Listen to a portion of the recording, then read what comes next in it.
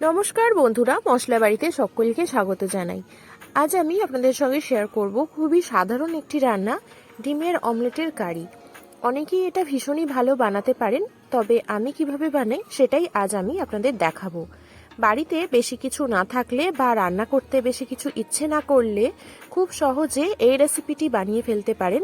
দুপুরে ভাত বা রাতে রুটি, পরোটা সবকিছুর সঙ্গে কিন্তু দুর্দান্ত লাগবে।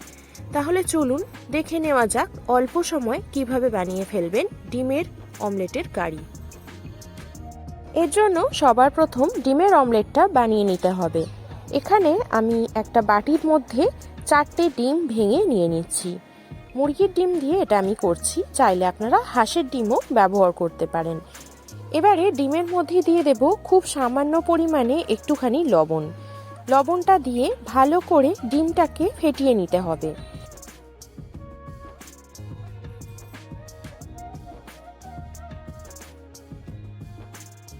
ডিম ফেটানো হয়ে গেছে। এবার একটা কড়াই গরম করতে বসিয়ে দিয়ে দিলাম 2 টেবিল চামচ পরিমাণে সর্ষের তেল। রান্নাটা সর্ষের তেলেই বেশি ভালো হয়। তেলটাকে ভালো করে গরম করে নেব। তেল গরম হয়ে গেলে ফেটিয়ে নেওয়া ডিমটা তেলের মধ্যে দিয়ে যেমনভাবে অমলেট করে ঠিক তেমনভাবেই ভেজে নেব। এখানে অমলেটে আমি পেঁয়াজ কুচি, কাঁচা লঙ্কা কুচি কিছুই দিইনি। এরকমভাবে শুধুমাত্র ডিম দিয়ে আর লবণ দিয়ে অমলেট করে যদি তরকারিটা করা হয়, এতে কিন্তু স্বাদটা বেশি ভালো হয়। ছোটবেলায় মাকে দেখতাম অনেক সময় তাড়াহুড়োর মধ্যে কি রান্না করবে ভেবে পাচ্ছে না, তখন এই রান্নাটা করে ফেলতো। চটজলদি যেমন হয়েও যায়, খেতেও কিন্তু ভীষণ ভালো লাগে। ডিমের অমলেটটা আমার হয়ে গেছে। এটাকে এর থেকে বেশি ভাজবার প্রয়োজন নেই। অমলেট খুব বেশি ভাজলে কিন্তু এর স্বাদটা কমে যায়। তাই এরকম অবস্থাতেই অমলেটটাকে ছোট ছোট টুকরো করে আমি কেটে নিচ্ছি। একটা টুকরো সাইজ যে একই রকম হবে তার কোনো মানে নেই, যেরকম ইচ্ছা আপনারা কেটে নিতে পারেন। ডিমের টুকরোগুলোকে আমি এবারে অন্য একটা পাত্রে তুলে নেব।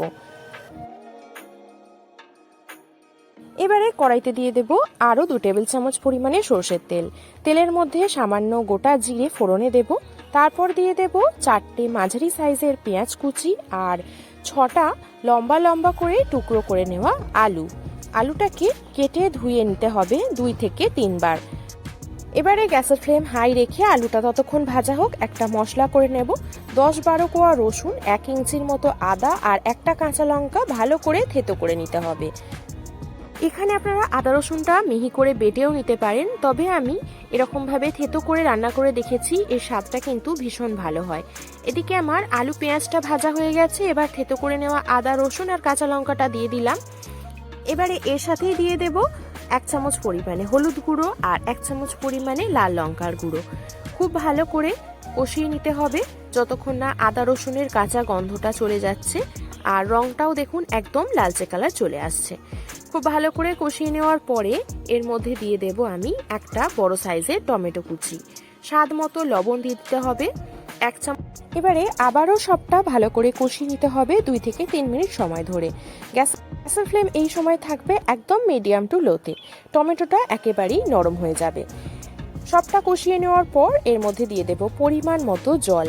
যেহেতু আলুটা আমার বেশ অনেকক্ষণ সময় ধরে ভাজা হয়েছে আর কষানোও হয়েছে, তাই 50% মতো আলু সেদ্ধই হয়ে গেছে, তাই খুব বেশি জল দেব না। ঢাকা দিয়ে রান্না করে নেব 5 থেকে 7 মিনিট।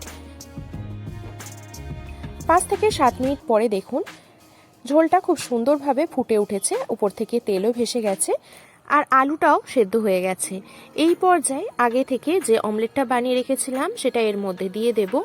সবটা আবারও একবার ভালো করে মিশিয়ে নেব যাতে অমলেটের মধ্যে সমস্ত মশলার ফ্লেভার চলে আসে। এরপরে 2 মিনিটের জন্য ফুটিয়ে নিতে হবে। ব্যাস 2 মিনিট ফুটিয়ে নিলেই আলুটা আমাদের পুরোপুরি সেদ্ধ হয়ে যাবে। আর একদম সবার শেষে দিয়ে দেবেন অল্প করে একটু ধনিয়া পাতার কুচি আর একটা কাঁচা লঙ্কা মাঝখান থেকে একটু ফাটিয়ে দিয়ে দেব। এটা কিন্তু ঝালের জন্য না, এই ঝোলের মধ্যে কাঁচা লঙ্কাটা দিলে লঙ্কাটা একটু নরম হয়ে যায়, এটা কিন্তু খেতে ভীষণ ভালো লাগে। সবটা ভালো করে মিশিয়ে নেব। ব্যাস তাহলেই রেডি হয়ে গেল গরম গরম ডিমের অমলেটের কারি। গরম গরম ধোঁয়া ওঠা ভাত হোক বা রুটি, দুটো দিয়েই কিন্তু দুর্দান্ত লাগে। রেসিপিটা খুব সহজে আপনারাও আমার মতো করে বাড়িতে বানিয়ে ফেলতে পারেন। আশা করছি সকলের ভীষণ পছন্দ হবে। কেমন লাগলো অবশ্যই কমেন্টের মাধ্যমে জানাবেন। ভালো লাগলে অবশ্যই একটা লাইক করবেন, শেয়ার করবেন, আর চ্যানেলে নতুন বন্ধু হয়ে থাকলে চ্যানেলটাকে সাবস্ক্রাইব করে পাশে থাকা বেল আইকনটি প্রেস করার অনুরোধ রইল। তাহলে আমি যখনই কোনো রেসিপি আপলোড করব খুব তাড়াতাড়ি নোটিফিকেশন পৌঁছে যাবে। সুস্থ থাকবেন, ভালো থাকবেন, ধন্যবাদ।